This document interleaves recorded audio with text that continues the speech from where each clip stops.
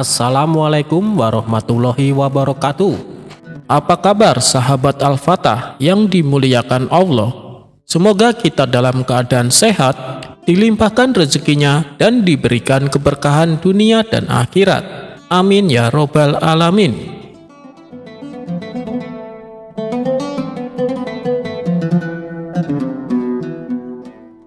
Diceritakan ada dua orang yang hidup bertetangga. Rumah mereka berdekatan satu sama lain. Akan tetapi, dua orang ini sangat bertolak belakang. Satunya adalah wanita pelacur, sedangkan satunya lagi adalah orang yang terkenal alim. Orang alim ini sangat disegani oleh masyarakat. Ia rajin beribadah dan senantiasa bersikap bijak dalam menangani masalah. Tak heran bila banyak orang yang datang untuk meminta nasihat ataupun sekedar meminta doa darinya. Namun, di balik kealimannya itu, orang tersebut selalu memandang hina dan berburuk sangka kepada tetangganya yang berprofesi sebagai pelacur. Wanita pelacur itu pasti selalu melakukan perbuatan mesum. Itulah yang selalu terucap di hatinya setiap kali ia memandang rumah tetangganya tersebut. Prasangka buruk itu selalu terlintas di benaknya apabila dia teringat akan si pelacur tersebut. Prasangka itu sudah merasuk ke dalam jiwanya, sehingga dia sangat membenci dan merasa jijik kepada tetangganya yang berprofesi sebagai pelacur itu. Ingin rasanya dia mengusir si pelacur dari samping rumahnya. Namun, karena dia sangat dikenal masyarakat sebagai orang yang bijak dan adil dalam mengambil keputusan, ia pun enggan melakukannya. Karena ia takut dinilai masyarakat bahwa dirinya tidak bijak dalam mengambil keputusan. Sedangkan si wanita pelacur tetangganya itu, setiap kali melihat rumah orang alim tersebut, hatinya selalu bergejolak dan bergetar. Penyesalan dan tangisan yang mendalam selalu tersimpan di hatinya. Dalam batinnya si pelacur selalu berkata, "Betapa mulianya engkau, wahai orang alim. Engkau adalah hamba yang alim dan bijaksana, sementara aku, hidupku bergelimang dengan lumuran dosa. Engkau adalah orang yang disegani dan dihormati oleh masyarakat. Banyak orang dari berbagai penjuru berkunjung ke rumahmu menimba ilmu, serta memohon doa restu darimu. Ya Allah, aku sangat ingin seperti dirinya, hidup terhormat, disegani, dan jauh dari dosa, serta perbuatan maksiat. Ya Allah, tunjukkan aku pada jalanmu yang benar, mudahkanlah keinginanku ini, dan janganlah engkau biarkan aku dalam keadaan tersesat seperti ini." Batin si pelacur selalu berbisik kepada Allah. Demikianlah yang terlintas di hati si pelacur setiap kali si pelacur menatap rumah tetangganya yang alim. Ia senantiasa berprasangka baik dan berdoa untuk tetangganya. Namun sebaliknya, orang alim tersebut selalu berprasangka buruk kepada si pelacur. Bahkan semakin hari, ia semakin geram dan semakin benci kepada tetangganya yang pelacur itu. Singkat cerita, tibalah hari pembalasan.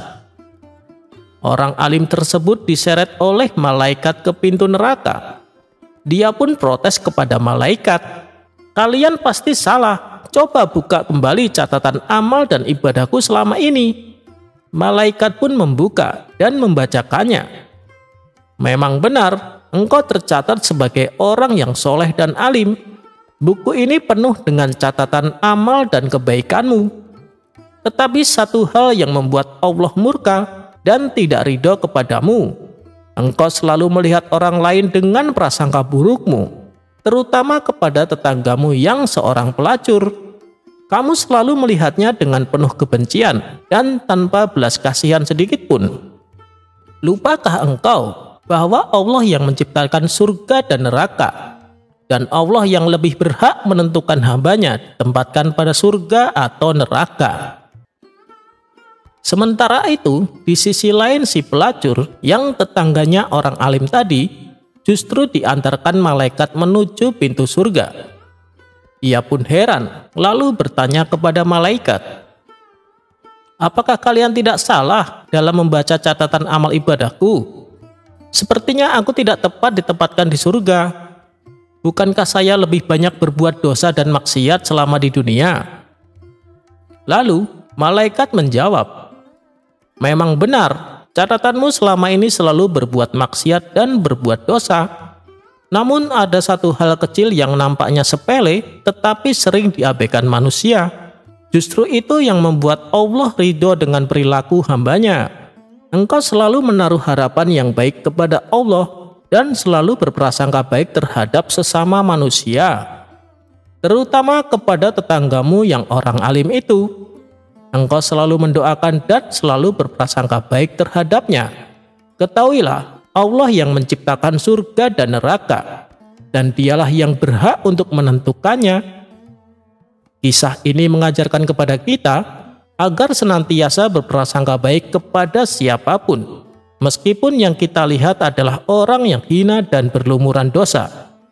Perbuatan maksiat yang disertai rasa berdosa adalah lebih mulia dibandingkan melakukan ketaatan yang disertai rasa bangga dan kesombongan. Lebih baik menjadi pendosa yang selalu menangisi dosa-dosanya daripada menjadi orang alim yang sombong dengan ilmunya. Kisah ini terdapat dalam kitab Al-Hikam Ibnu At-Taillah.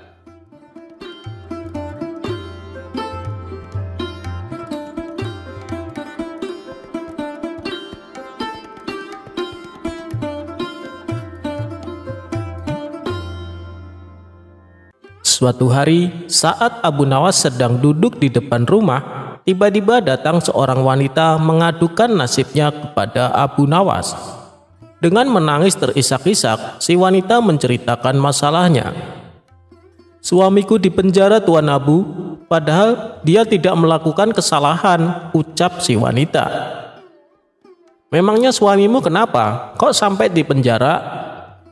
"Suamiku petani yang miskin, tapi oleh Menteri Istana, dia disuruh membayar penuh pajaknya. Tentu saja kami tidak mampu. Lalu suamiku meminta keringanan, supaya bayarnya setengah saja. Tapi sang menteri menolaknya. Ia malah menuduh kalau suamiku menentang perintah raja. Akhirnya, suamiku dimasukkan ke penjara," kata si wanita menjelaskan. "Oh, jadi itu masalahnya. Baiklah Ibu, saya akan membantu supaya suami Ibu dibebaskan dari penjara," balas Abu Nawas. Maka Abu Nawas pun membuat siasat supaya dirinya bisa bertemu dengan Baginda Raja untuk mengadukan masalah ini. Pada esok harinya, Abu Nawas sengaja membuat gaduh kota Baghdad dengan ucapannya, baik di pasar maupun di dalam keramaian. Ia selalu meneriakkan kata-kata yang sama. "Hei kalian yang suka menyuruh orang sholat, ketahuilah perbuatanmu itu salah dan berdosa. Dan ketahuilah juga, mendoakan orang mati itu perbuatan jahat dan sesat." Akibat perkataannya ini tentu saja membuat masyarakat menjadi geram. Ada pula yang menganggap bahwa Abu Nawas sudah gila. Pernah ada salah satu warga yang menghardik Abu Nawas. "Hei Abu Nawas, justru kamu yang sesat dan gila. Jangan pengaruhi orang untuk mengikuti ajaranmu." Namun Abu Nawas hanya tersenyum dan pergi meninggalkannya. Begitulah seterusnya, ia terus menggaungkan ucapannya itu dimanapun tempat ia berada. Karena sudah jengkel dengan ulah Abu Nawas ini, para warga sepakat untuk menangkap Abu Nawas dan dibawanya ke istana. Pada esok harinya, saat Abu Nawas berada di pasar dan hendak melakukan aksinya, orang-orang langsung menangkapnya. Kemudian dengan tangan terikat, Abu Nawas dibawa ke istana untuk dihadapkan kepada Baginda Raja.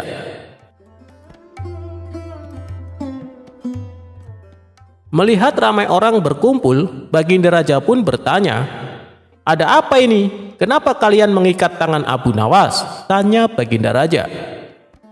Mereka pun lalu menceritakan perbuatan Abu Nawas yang telah membuat gaduh masyarakat.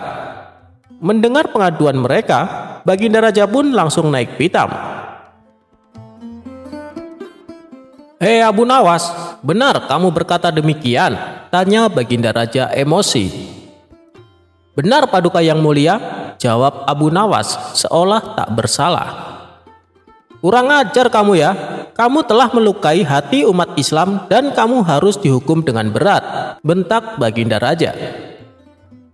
"Memangnya salah saya apa Paduka? Bukankah perkataanku itu benar?" protes Abu Nawas.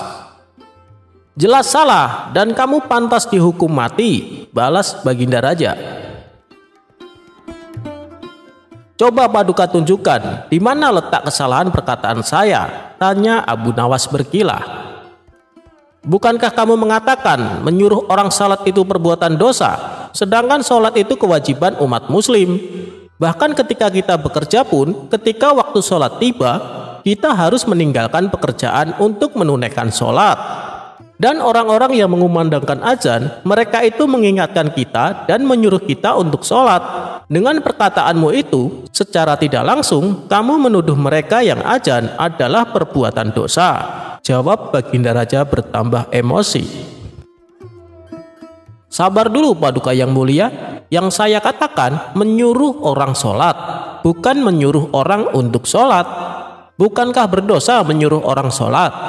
Kalau mau menyuruh orang sholat, tunggulah sebentar hingga orang tersebut selesai sholatnya," ujar Abu Nawas menjelaskan. Baginda Raja terdiam. "Oh, begitu. Lalu, bagaimana dengan ucapanmu yang mengatakan mendoakan orang mati itu perbuatan sesat dan jahat? Bukankah kewajiban kita sesama muslim untuk mendoakan orang mati supaya diberi keampunan dan diterima amal ibadahnya? Tapi kamu menganggap itu perbuatan jahat dan sesat. Justru itu adalah perbuatan baik yang bernilai ibadah Abu Nawas," ujar Baginda Raja. "Begini Paduka yang mulia, yang saya katakan mendoakan orang mati, bukan mendoakan orang yang sudah mati. Apakah dibenarkan mendoakan seorang mati? Lebih baik kita mendoakan yang baik-baik saja Paduka. Misalnya mendoakan orang supaya sehat, mendoakan orang supaya diberi rezeki yang halal. Jadi di mana letak kesalahan ucapan saya? Coba Paduka Raja tunjukkan," balas Abu Nawas. Seketika Baginda Raja langsung terdiam. Ia mulai merenungi ucapan Abu Nawas. "Ya, kamu benar. Tidak ada yang salah dengan perkataanmu. Tapi apa maksudmu berkata demikian di hadapan orang-orang?" tanya Baginda Raja. "Supaya saya ditangkap dan bisa bertemu dengan Paduka, karena ada sesuatu yang ingin saya sampaikan. Paduka telah keliru menilai seseorang hanya karena Paduka salah memahami, seperti Paduka salah memahami ucapanku barusan. Dan orang tersebut kini dipenjara Paduka atas perbuatan yang tidak ia lakukan," kata Abu Nawas menjelaskan. Mendengar itu, Baginda Raja langsung terkejut. "Siapa orangnya dan kenapa ia sampai di penjara?" tanya Baginda Raja. "Dia itu tetanggaku Paduka. Dia dipenjara karena dituduh melawan Paduka. Padahal yang dia lakukan hanya ingin mendapat keadilan atas nasibnya sebagai petani. Dia itu petani miskin yang tak mampu membayar pajak. Jadi dia minta keringanan supaya pajak yang dibebankan kepadanya dipotong 50%. Tapi permintaan itu dianggap sebagai menentang perintah raja," jawab Abu Nawas. Mendengar itu, Baginda Raja pun kemudian berkata, "Segera bebaskan orang itu dan bawa kemari menteri yang telah berbuat zalim kepada rakyatku," titah Baginda Raja kepada para pengawal. Akhirnya tetangga Abu Nawas pun dibebaskan, sementara menteri yang nakal tersebut langsung dipecat dan dipenjara.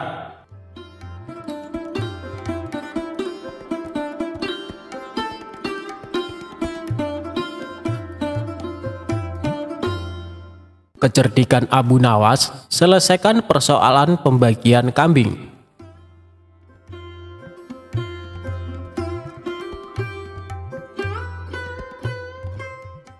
Suatu hari datanglah 3 orang desa menghadap Baginda Raja di istana. Baginda Raja yang waktu itu sedang duduk berbincang-bincang dengan para pejabat tinggi, langsung saja mempersilahkan ketiga orang itu untuk masuk.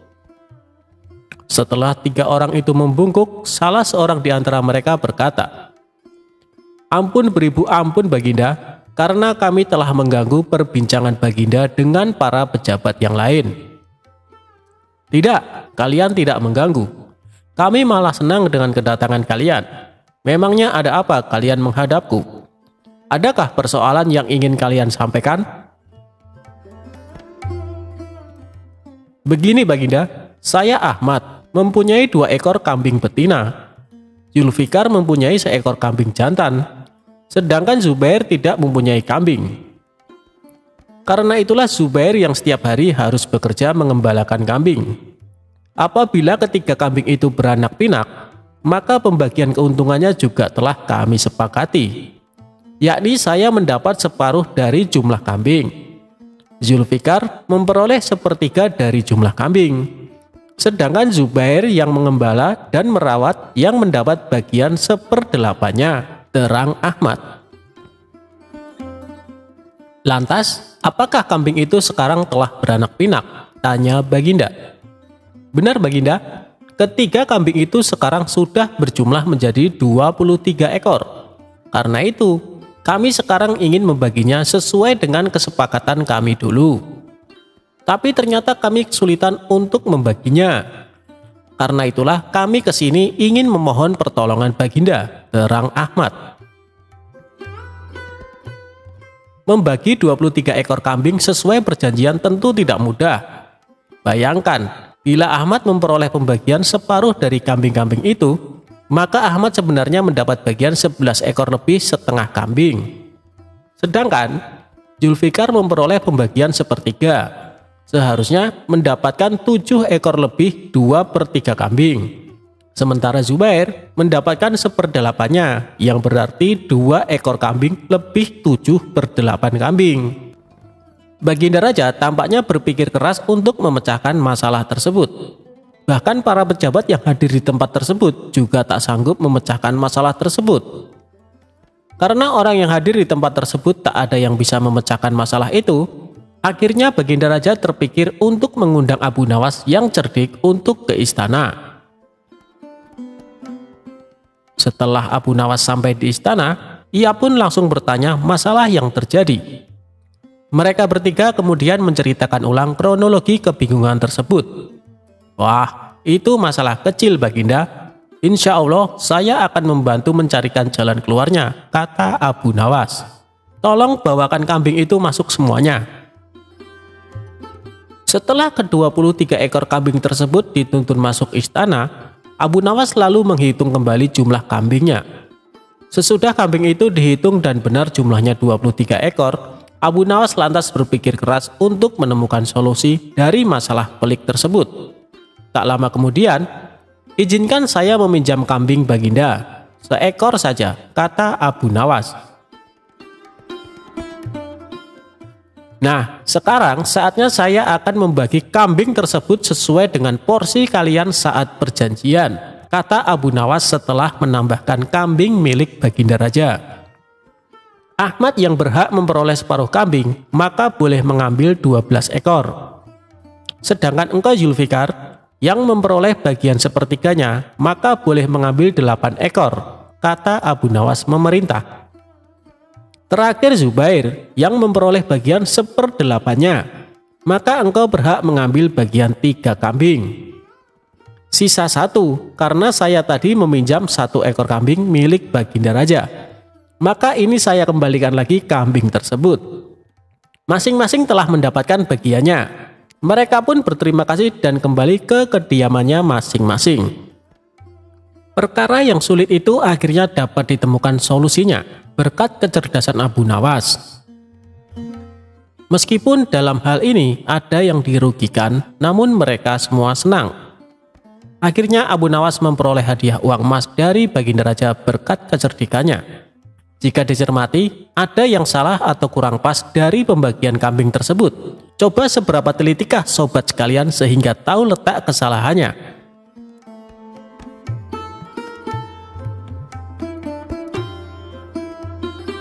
Raja dikasih bebek panggang berkaki 1 oleh Abu Nawas. Suatu hari, Baginda Raja dikasih makanan lezat bebek panggang berkaki 1 dari Abu Nawas.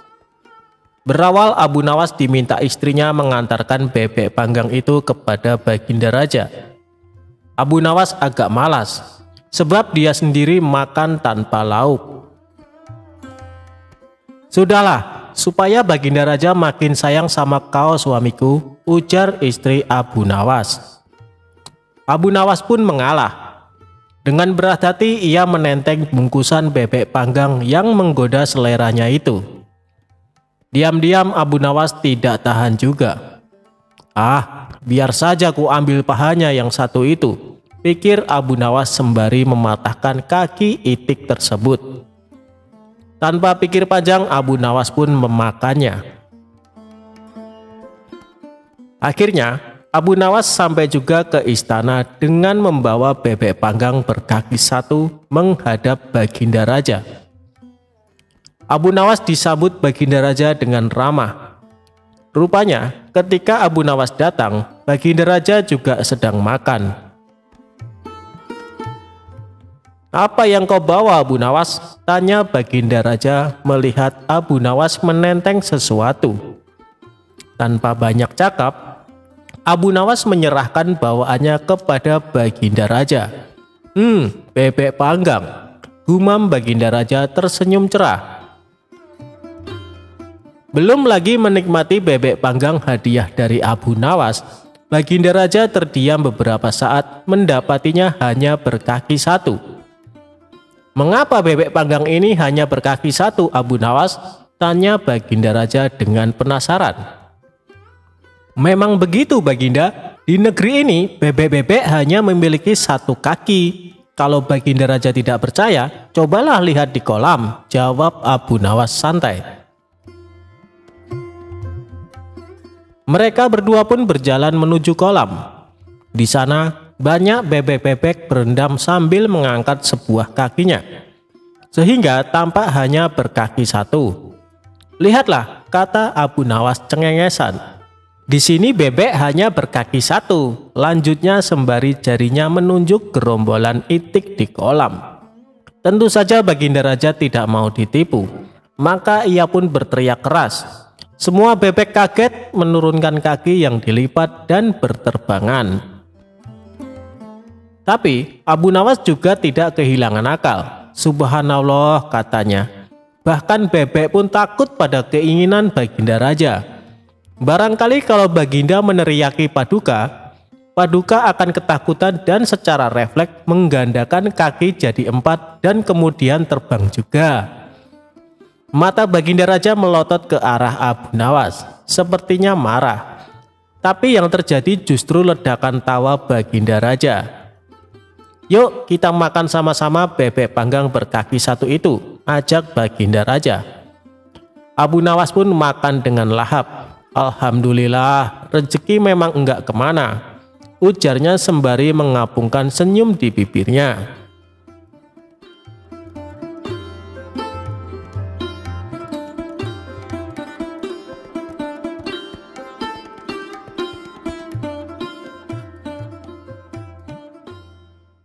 Abu Nawas mengambil mahkota dari surga. Dikisahkan, pada suatu hari Baginda Raja menyamar menjadi rakyat biasa. Beliau ingin menyaksikan kehidupan di luar istana tanpa sepengetahuan siapapun agar lebih leluasa bergerak. Baginda mulai keluar istana dengan pakaian yang amat sederhana, agar tidak terlihat seperti seorang raja oleh rakyatnya. Ketika raja sampai di sebuah perkampungan, beliau melihat beberapa orang berkumpul. Setelah Baginda mendekat, ternyata seorang ulama sedang menyampaikan kuliah tentang alam barzah. Kemudian ada pertanyaan dari seseorang yang datang dan bergabung di tempat itu. Ia bertanya kepada ulama tersebut, Kami menyaksikan orang kafir pada suatu waktu dan mengintip kuburnya. Tetapi kami tidak mendengar mereka berteriak dan tidak pula melihat penyiksaan-penyiksaan yang katanya sedang dialaminya. Maka bagaimana cara membenarkan sesuatu yang tidak sesuai dengan yang dilihat mata? Tanya orang itu. Ulama itu berpikir sejenak, kemudian ia berkata, untuk mengetahui yang demikian itu harus dengan panca indera yang lain. Ingatkah kamu dengan orang yang sedang tidur? Dia kadangkala bermimpi dalam tidurnya digigit ular, diganggu dan sebagainya. Ia juga merasa sakit dan takut ketika itu, bahkan memekik dan keringat bercucuran pada keningnya. Ia merasakan hal semacam itu seperti ketika tidak tidur. Sedangkan engkau yang duduk di dekatnya menyaksikan keadaannya seolah-olah tidak terjadi apa-apa. Padahal apa yang dilihat serta dialaminya adalah dikelilingi ular-ular. Maka jika masalah mimpi yang remeh saja sudah tidak mampu mata lahir melihatnya, mungkinkah engkau bisa melihat apa yang terjadi di alam barzah? Kata sang ulama. Baginda Raja terkesan dengan penjelasan ulama itu.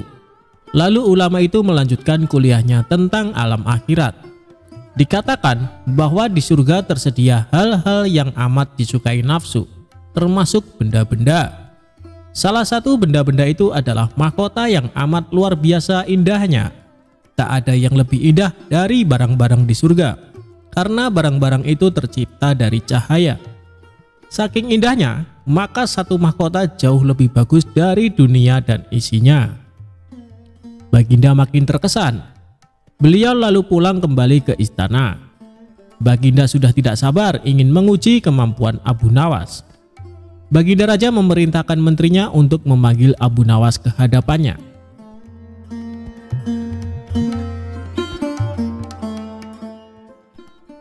Singkat cerita, Abu Nawas pun menghadap Baginda Raja. Aku menginginkan engkau sekarang juga berangkat ke surga. Kemudian bawakan aku sebuah mahkota surga yang katanya tercipta dari cahaya itu. Apakah engkau sanggup, Abu Nawas? Tanya Baginda Raja. Sanggup, Paduka yang mulia, kata Abu Nawas langsung menyanggupi apa yang mustahil dilaksanakan olehnya itu. Tetapi Baginda harus menyanggupi pula satu syarat yang akan hamba ajukan, kata Abu Nawas dengan percaya diri. Sebutkan syarat itu, kata Baginda Raja. Hamba mohon Baginda menyediakan pintunya agar hamba bisa memasukinya, kata Abu Nawas. Pintu apa? Tanya Baginda belum mengerti. Pintu alam akhirat, jawab Abu Nawas. Apa itu? Tanya Baginda ingin tahu. Kiamat, wahai Paduka yang mulia. Masing-masing alam mempunyai pintu. Pintu alam dunia adalah liang peranakan ibu. Pintu alam barzah adalah kematian. Dan pintu alam akhirat adalah kiamat. Jelas Abu Nawas kepada Baginda Raja. Surga berada di alam akhirat. Bila Baginda masih tetap menghendaki hamba mengambil sebuah mahkota di surga, maka dunia harus kiamat terlebih dahulu. Lanjut Abu Nawas. Mendengar penjelasan Abu Nawas, Baginda Raja terdiam. Di sela-sela kebingungan Baginda Raja, Abu Nawas bertanya lagi kepada Baginda Raja.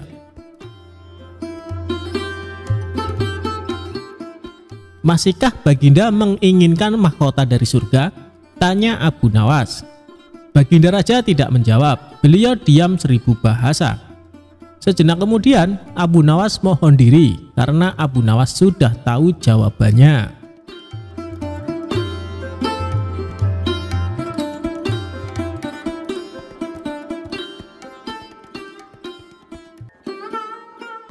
Dikisahkan Abu Nawas mempunyai tetangga baru, di mana tetangganya itu di halaman rumahnya terdapat pohon apel. Namun, yang membuat Abu Nawas kaget, ternyata tetangganya adalah penganut aliran lain, yaitu sebagai pemuja pohon. Setiap pagi dan sore, tetangganya tersebut memberikan sesajen makanan kepada pohon apel yang ada di halaman rumahnya. Suatu hari, saat Abu Nawas pulang dari masjid, ia merasakan keinginan untuk memakan buah apel. Tapi sayangnya, ia tidak punya uang untuk membelinya. Sedangkan kalau ia minta kepada tetangganya itu suatu hal yang mustahil, karena pohon apel tersebut dijadikan sesembahan oleh tetangganya. Dan saat ia melintas di depan rumah tetangganya tersebut, kebetulan tetangganya itu sedang memberikan sesajen makanan. Abu Nawas yang terkenal dengan sifat konyolnya segera menghampiri tetangganya tersebut. "Wahai kawan, pohonmu ini benar-benar tampak sangat lemas. Aku yakin pohon ini pasti sangat lapar," ujar Abu Nawas sambil memandangi pohon apel. Mendengar ucapan Abu Nawas, tetangganya kebingungan dan heran. "Hei Abu Nawas, bagaimana mungkin pohon bisa merasakan lapar? Dari mana kau tahu?" tanya tetangganya. "Tentu saja aku tahu. Bukankah selama ini sesajen yang kau berikan tidak pernah ia makan? Dan lihatlah, ada buah apel yang seharusnya dipetik namun tetap tergantung di sana. Pohon ini pasti merasakan kelaparan karena tidak ada yang memetik buah itu," ujar Abu Nawas. Tetangganya tersebut tertegun dengan jawaban Abu Nawas. Ia pun segera memetik buah apel yang sudah matang, lalu memberikannya kepada Abu Nawas. Setelah mendapatkan buah apel, Abu Nawas langsung membawanya pulang sambil tertawa terpingkal-pingkal.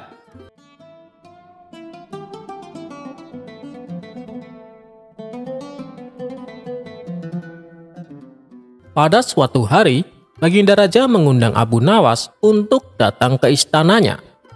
Kali ini ia ingin menguji kecerdasan Abu Nawas dengan memberinya tugas yang cukup sulit. "Hei Abu Nawas, aku ingin kau membawakan keledai tampan ke hadapanku. Jika kau bisa mewujudkannya, aku akan memberimu hadiah. Tapi kalau gagal, aku akan menghukummu, Abu Nawas," kata sang raja. "Ampun Paduka yang mulia, hadiah apa yang akan hamba terima bila berhasil melakukannya? Dan hukuman apa yang akan aku terima bila gagal melakukannya?" tanya Abu Nawas.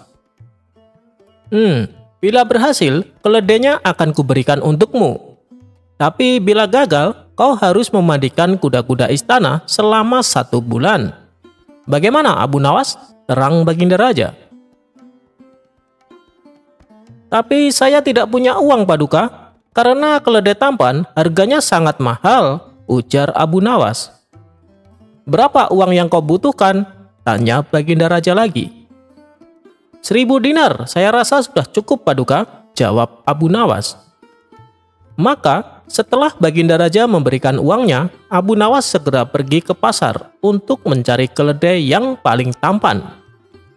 Namun saat di tengah perjalanan, terbesit ide konyol di benak Abu Nawas. Bukannya melanjutkan perjalanan ke pasar, ia malah memilih pulang ke rumahnya. Kemudian Abu Nawas mengambil keledai miliknya dan dibawanya ke istana. Melihat keledai yang dibawa Abu Nawas jelek dan kurus, Baginda Raja menjadi emosi. "Abu Nawas, yang saya minta keledai tampan dan rupawan, mengapa kau bawa keledai jelek kurus ini?" tanya Baginda Raja. Dengan entengnya Abu Nawas menjawab, "Jadi begini Paduka yang mulia, semua keledai di pasar itu sangat tampan dan rupawan. Saya takut jika saya membawa keledai yang terlalu tampan, orang-orang akan berpikir bahwa ketampanan keledai itu melebihi ketampanan Paduka yang mulia." Mendengar hal itu, spontan Baginda Raja tertawa terpingkal-pingkal.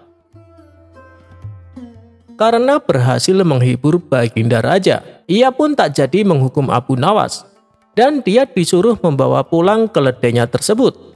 Karena kecerdikannya, Abu Nawas mendapat 2 keuntungan. Ia bisa membawa kembali keledainya dan memperoleh uang 1.000 dinar, yang awalnya akan digunakan untuk membeli keledai. Beberapa hari kemudian, terdengar kabar bahwa Baginda Raja akan mengadakan pesta besar-besaran. Abu Nawas yang selalu ingin hadir dalam pesta tersebut merasa senang dan segera bersiap-siap. Namun ada masalah, Abu Nawas tidak memiliki pakaian yang pantas untuk menghadiri pesta yang akan diadakan di istana. Inginnya sih membeli pakaian yang baru, tapi ia tidak memiliki uang. Di dalam keputusasaannya muncul sebuah ide kreatif pada diri Abu Nawas. Ia mengambil selembar kain yang telah lama dia simpan. Kain tersebut sudah usang dan terlihat tidak terawat. Kemudian ia memotong kain itu menjadi dua bagian. Potongan pertama digunakan sebagai sorban di kepalanya. Sedangkan potongan kedua ia kenakan sebagai jubah. Dengan penampilan yang agak aneh, Abu Nawas pun pergi ke istana untuk menghadiri pesta tersebut. Ketika dia tiba di sana, semua orang yang hadir mulai tertawa melihat penampilan yang aneh itu. Mereka tidak percaya bahwa Abu Nawas berani datang dengan penampilan seperti itu di depan raja. Baginda raja sendiri juga ikut tertawa terpingkal-pingkal. Sementara Abu Nawas justru menjadi heran karena ia merasa tak ada yang lucu dengan penampilannya. Ia bahkan penuh percaya diri dengan jubah dan sorban yang dikenakannya. Tapi ternyata malah mengundang gelak tawa. Hal ini membuat Abu Nawas sangat dongkol. Adapun baginda raja melihat sesuatu yang lain dalam tindakan Abu Nawas ini. Dia tahu bahwa Abu Nawas adalah seorang yang cerdas dan berbakat dalam membuat puisi juga lelucon. "Wahai Abu Nawas, kau telah menghibur kami semua. Hari ini kami sangat senang dengan penampilanmu yang unik ini. Tolong ceritakan kepada kami tentang kisah-kisah lucu yang bisa membuat kita tertawa," pinta baginda raja. Tentu saja permintaan baginda raja tak bisa Abu Nawas penuhi. Bagaimana mungkin dalam keadaan dongkol Abu Nawas disuruh menceritakan kisah-kisah lucu? Namun kalau ia tidak menuruti permintaan raja, ia khawatir akan dihukum. Kemudian dengan ketus Abu Nawas berkata, "Tentu wahai paduka yang mulia, tetapi semua cerita lelucon saya hanya bisa dimengerti orang-orang yang bijak. Jika saya bercerita di depan orang-orang ini, maka mereka tidak akan mengerti paduka," ujar Abu Nawas. Mendengar ucapan Abu Nawas, baginda raja dan semua tamu undangan tertawa lebih keras lagi. Inilah cara Abu Nawas untuk menghindari memberikan cerita lucu yang tak mungkin ia lakukan karena suasana hati yang sedang emosi. Baginda raja kemudian memberikan hadiah sebagai penghargaan atas hiburannya.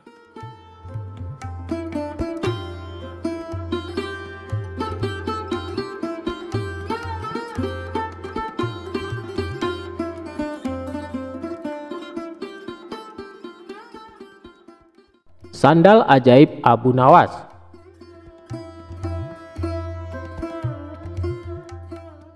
Suatu hari, Abu Nawas berangkat menuju pasar untuk berjualan mencari rezeki tambahan. Sesampainya di pasar, ia langsung menggelar tikar sebagai lapak berjualan. Kebetulan pada hari itu ia berjualan sendal yang diberi nama ajaib. Abu Nawas mulai berteriak-teriak menawarkan barang dagangannya kepada para orang-orang di pasar. "Sandal ajaib, sandal ajaib, sandal ajaib," teriak Abu Nawas berkali-kali di pasar. Sesaat kemudian datang seorang pemuda menghampirinya dan melihat-lihat barang dagangannya. "Silahkan tuan, mau membeli sendal?" tanya Abu Nawas. "Ya, apakah ini sendal ajaib?" tanya pemuda. "Tentu saja tuan," jawab Abu Nawas. "Saya ingin mencari sendal yang bisa merubah hidupku yang miskin ini," kata pemuda itu. "Apa maksud tuan?" tanya Abu Nawas lagi. "Saya ini sudah lama hidup miskin dan ingin sekali kaya raya. Saya ingin membeli barang yang bisa memberikan saya keberuntungan," kata pemuda tersebut.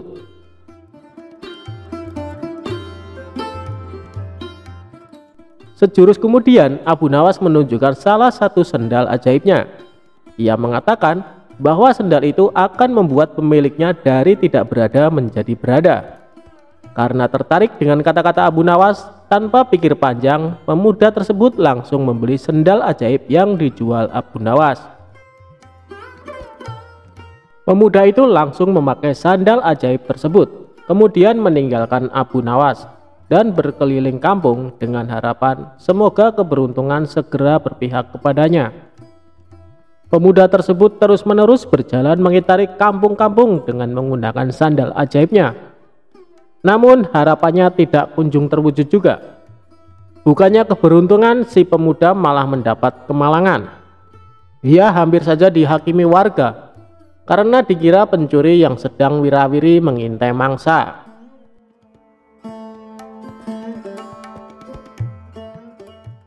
Hari sudah menjelang sore. Dengan perasaan marah dan kecewa, ia akhirnya mencari Abu Nawas meminta pertanggungjawabannya. Setelah bertanya sana sini, akhirnya ia menemukan Abu Nawas. "Assalamualaikum," sapa pemuda itu. "Waalaikumsalam. Ternyata Tuan. Bagaimana kabar Tuan?" tanya Abu Nawas. "Kabar buruk. Aku tidak merasakan keberuntungan apa-apa setelah memakai sendal ini. Malahan hampir saja aku celaka dihajar warga kampung gara-gara dikira pencuri. Padahal engkau sudah mengatakan jika sendal ini akan membawa keberuntungan kepada pemiliknya. Mana buktinya?" protes si pembeli. "Seingat saya, tidak pernah saya mengatakan seperti itu Tuan," sanggah Abu Nawas. "Saya hanya mengatakan bahwa sendal ini akan membuat orang yang tidak mempunyai menjadi berpunya. Buktinya adalah Tuan sebelumnya belum memiliki sandal ajaib, sekarang sudah memilikinya," kata Abu Nawas. Mendengar penjelasan Abu Nawas, pemuda itu diam. Ia akhirnya sadar bahwa dirinya sedang salah menafsirkan. "Lalu mengapa engkau mengatakan bahwa sandal ini ajaib?" tanya pemuda. "Oh, jika itu memang namanya sandal ajaib, bukan sandalnya yang ajaib," jawab Abu Nawas. Jangan percaya kepada barang ajaib, karena percaya pada sesuatu selain Allah Subhanahu wa Ta'ala bisa membuat kita syirik dan akan mendapatkan kesusahan di dunia dan akhirat kelak. Buktinya yang Tuan alami ini hari ini. Oleh karena itu, segeralah bertobat kepada Allah Subhanahu wa Ta'ala, tambah Abu Nawas. Akhirnya dengan perasaan malu, pemuda itu pergi begitu saja tanpa sepatah kata pun. Ia menyadari jika ia telah melakukan kesalahan karena mengharap sesuatu kepada selain Allah Subhanahu wa Ta'ala dan tanpa berusaha. Mulai saat itu pun ia langsung bertobat.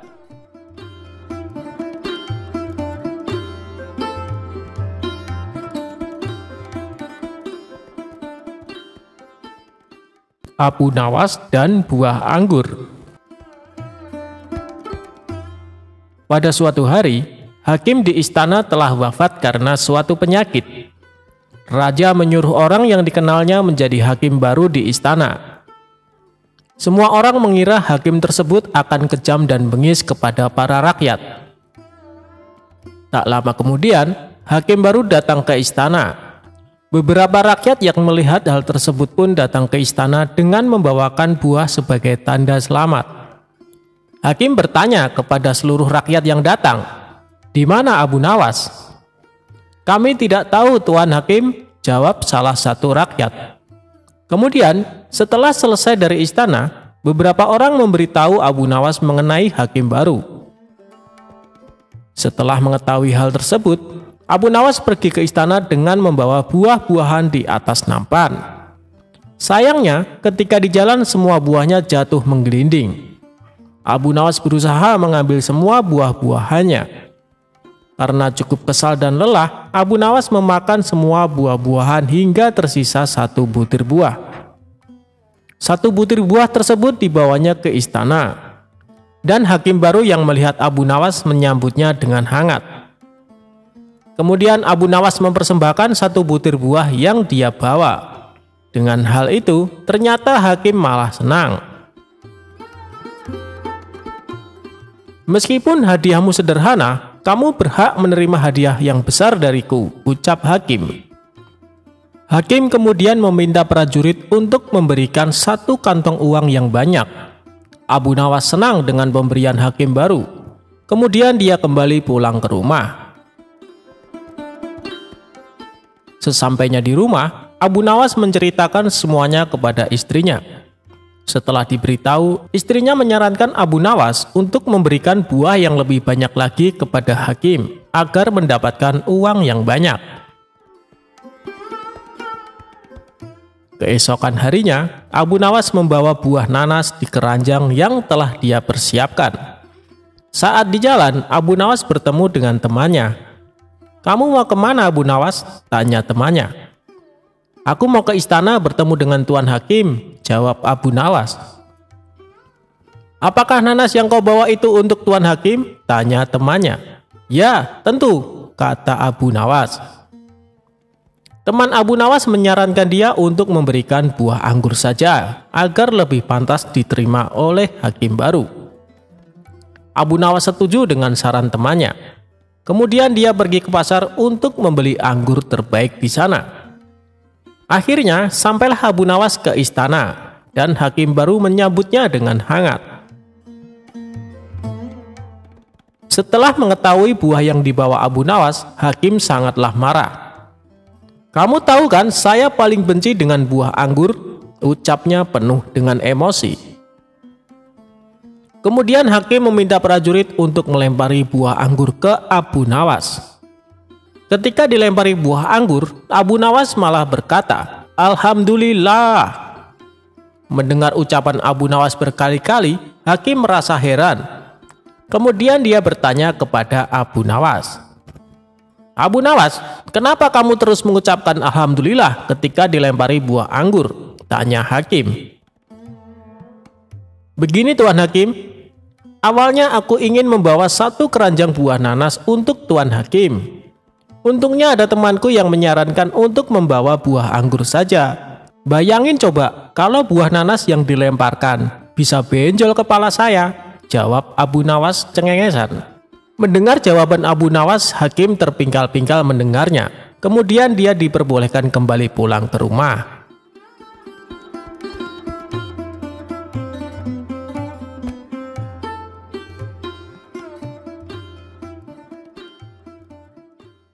Abu Nawas tertipu setelah jauh-jauh pergi ke India.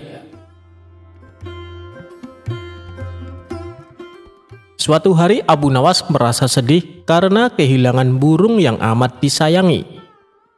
Tidak ingin kesedihannya berlarut-larut, ia berinisiatif membeli burung baru.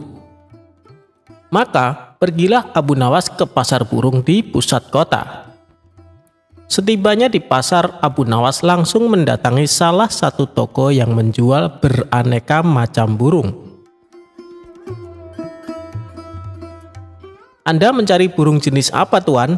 tanya si penjual. "Aku mau lihat-lihat dulu. Nanti kalau sekiranya ada yang cocok, baru ku beli," jawab Abu Nawas.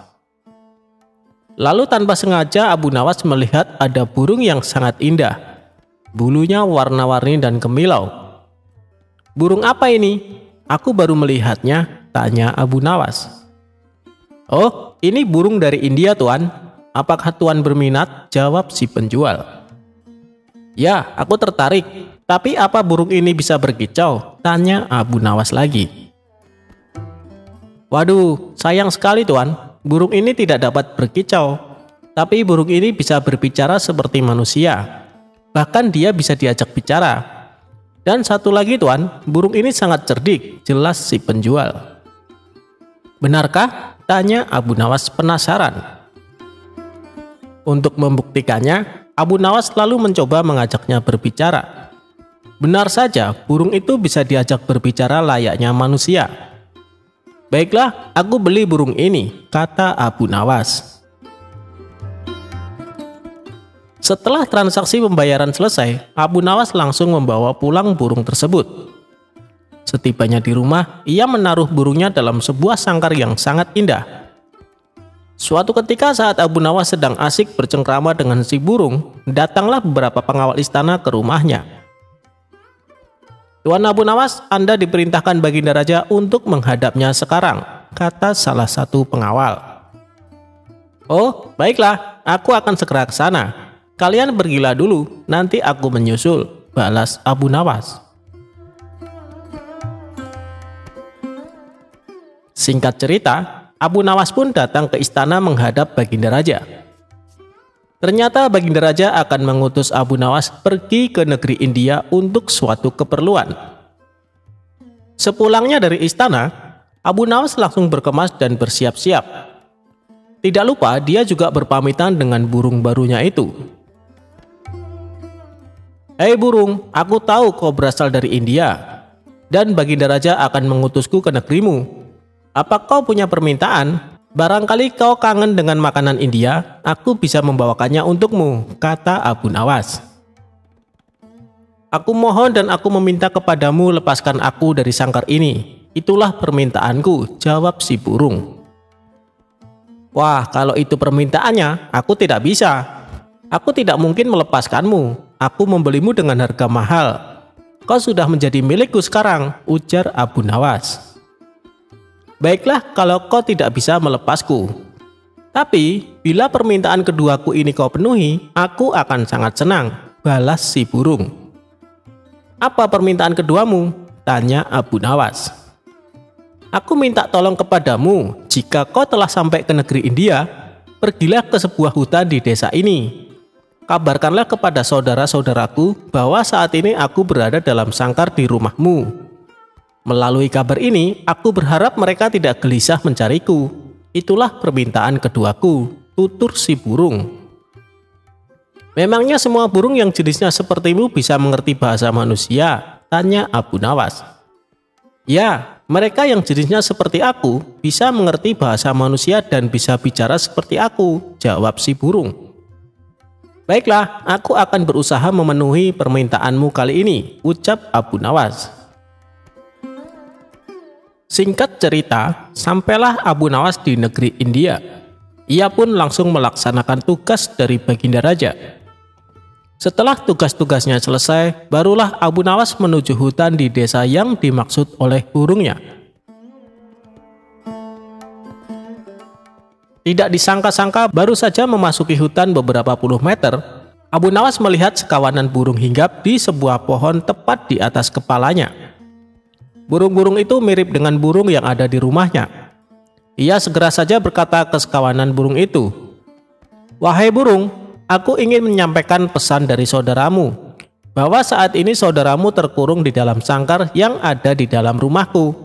Kalian jangan mencarinya, karena saat ini saudaramu telah menjadi milikku," kata Abu Nawas. Mendengar kabar tersebut, salah satu burung tiba-tiba pingsan dan jatuh mengenai kaki Abu Nawas. Lalu Abu Nawas memungutnya dan membolak-balik badan si burung. Aneh, burung ini mendadak mati. Mungkin ia kaget karena mendengar kabar saudaranya sedang terpenjara dalam sangkar dan jauh berada di negeriku, kata Abu Nawas dalam hati.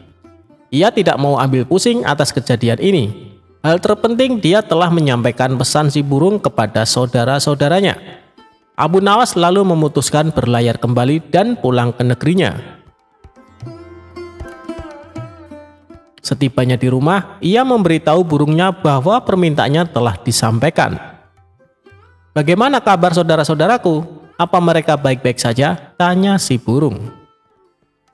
"Semuanya baik-baik saja. Tapi ada salah satu burung yang tiba-tiba langsung mati saat mendengar kabar kalau kau sekarang berada di sini," kata Abu Nawas menjelaskan. Mendengar berita yang disampaikan Abu Nawas, burung yang ada di sangkar pun tiba-tiba pingsan dan jatuh. Spontan Abu Nawas menjadi kaget dan segera mengambil burung tersebut. Setelah dibolak-balik, ternyata burungnya mati mendadak. Apa mungkin ini gara-gara mendengar kabar kalau saudaranya telah mati? Ia sangat terkejut sampai mengalami kematian, pikir Abu Nawas. Abu Nawas pun menjadi sedih. Dia lalu menggotong burungnya dan menempatkannya di bibir jendela. Tapi tiba-tiba saja burung itu segera terbang dan hinggap di salah satu pohon di dekat jendela. Sebelum terbang tinggi, si burung berkata kepada Abu Nawas, "Wahai Tuan, ketahuilah bahwa apa yang kau anggap kesedihan bisa jadi merupakan kabar baik bagi yang lain. Mungkin Tuan bersedih karena aku lepas dari sangkarmu. Tapi aku bahagia karena bisa lepas dari sangkarmu. Si burung lalu terbang tinggi meninggalkan Abu Nawas. Ternyata benar apa yang dikatakan si penjual burung di pasar. Si burung bukan hanya bisa bicara, tapi juga cerdik. Aku telah dikelabui oleh burung itu, pungkas Abu Nawas kecewa.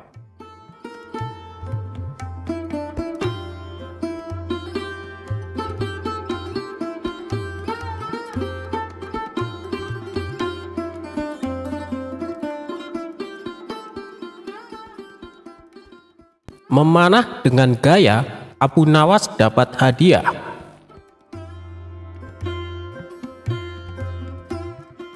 Baginda Raja tak henti-hentinya mengerjai Abu Nawas, namun ia selalu lolos dari perangkapnya.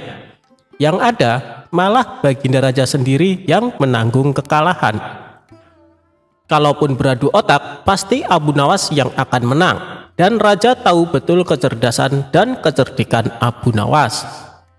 Namun Raja tak mau menyerah. Ia kembali hendak menguji kecerdikan dan kecerdasan Abu Nawas. Kali ini, Baginda Raja mempunyai ide untuk mengalahkan Abu Nawas, yaitu dengan mengajaknya lomba memanah. Karena lomba tersebut yang dibutuhkan adalah keahlian, bukan kecerdasan otak. Maka dipanggillah Abu Nawas ke istana. Singkat cerita, datanglah Abu Nawas menghadap Baginda Raja. "Ada gerangan apa Paduka memanggil hamba?" tanya Abu Nawas. Jadi begini. Aku akan menantangmu untuk lomba memanah, Abu Nawas. Apa kamu berani? Tanya Baginda Raja. Tapi Paduka, saya kan tidak pandai memanah, jawab Abu Nawas. Jangan khawatir Abu Nawas, kalau kamu berhasil, kamu akan mendapatkan hadiah yang besar, rayu Baginda Raja. Mendengar iming-iming hadiah besar, membuat Abu Nawas tergiur. Baik Paduka, saya ikut, saut Abu Nawas. Nah, begitu dong. Tapi lomba ini ada peraturannya Abu Nawas. Kamu hanya boleh memanah 1 kali dan harus tepat mengenai sasaran. Kalau kamu berhasil, kamu akan membawa hadiah besar. Tapi kalau kamu gagal, kamu harus pulang dengan jalan merangkak, jelas Baginda Raja. Waduh, saya masuk perangkap sang raja lagi nih. Sudah tahu kalau saya tidak pandai memanah, tapi dipaksa ikut lomba memanah, batin Abu Nawas dalam hati. Di saat Abu Nawas kebingungan, Baginda Raja berkata, "Hei Abu Nawas, kenapa kamu bingung? Ada hadiah besar menantimu. Ayo kita mulai saja permainannya," ajak Baginda Raja. Kemudian Baginda Raja dan Abu Nawas berjalan ke tengah lapangan. Giliran pertama adalah Baginda Raja. Ia mengambil busur dan anak panah. Dengan penuh perhitungan, Baginda Raja melesatkan anak panahnya. Bidikannya hampir tepat mengenai sasaran. Anak panah tersebut menancap di pinggiran sasaran. Sekarang tibalah giliran Abu Nawas. Ia pun berpikir keras agar lepas dari jebakan sang raja. Dengan hati berdebar, Abu Nawas mengambil busur dan anak panah. Otaknya terus berputar mencari cara supaya dirinya tidak dipermalukan oleh sang raja. Akhirnya, dengan memantapkan hati, Abu Nawas mulai membidik sasaran. Saat ia memanah, sudah bisa ditebak anak panah melesat jauh dari sasaran. Melihat itu Baginda Raja pun tertawa. "Kamu kalah Abu Nawas, aku yang menang," teriaknya kegirangan. Namun dengan kecerdikannya, Abu Nawas berkata, "Tunggu dulu Paduka, itu tadi saya sedang mencontohkan gaya memanah Tuan Menteri," ujarnya. Abu Nawas lalu kembali mengambil anak panah. Ia membidiknya dan mulai memanah untuk kedua kalinya. Namun anak panah masih juga meleset jauh dari sasaran. Tapi sebelum Baginda berteriak kegirangan, Abu Nawas menyela duluan. "Demikianlah gaya Tuan Wali Kota memanah," sahutnya. Baginda Raja menjadi tidak sabar dengan aksi Abu Nawas ini. Ia pun berteriak, "Hei Abu Nawas, mana gaya memanahmu?" Dengan santainya Abu Nawas menjawab, "Tenang Paduka yang mulia, gaya hamba tentu lebih baik." Abu Nawas lalu kembali mengambil sebuah anak panah. Ia membidik dan mulai memanah. Untuk ketiga kalinya, anak panahnya melesat makin jauh dari sasaran. Abu Nawas kembali berteriak, "Itu tadi gaya Tuan Hakim memanah." Mendengar itu, Baginda Raja semakin emosi dibuatnya. "Wahai Abu Nawas, yang aku minta gaya memanahmu, bukan gaya orang lain," bentak Baginda Raja. Abu Nawas nyaris putus asa, tapi tetap menunjukkan wajah lucunya. Ini adalah tembakannya untuk yang keempat. Abu Nawas mengambil anak panah dan mulai membidik. Beruntung baginya karena kali ini anak panah secara kebetulan melesat mengenai sasaran. Anak panah menancap di tengah-tengah sasaran, sedangkan anak panah Baginda hanya di pinggiran saja. Abu Nawas pun berteriak dengan kencang, "Inilah gaya Abu Nawas memanah yang mulia. Untuk itu saya tunggu hadiah dari Paduka Raja," kata Abu Nawas kegirangan. Melihat kecerdikan Abu Nawas, sang raja pun tak henti-hentinya tertawa. "Kamu memang cerdik Abu Nawas," kata Baginda Raja sambil menyerahkan hadiahnya. Berkat kecerdikan Abu Nawas, kesempatan memanah yang seharusnya hanya 1 kali bisa menjadi 4 kali.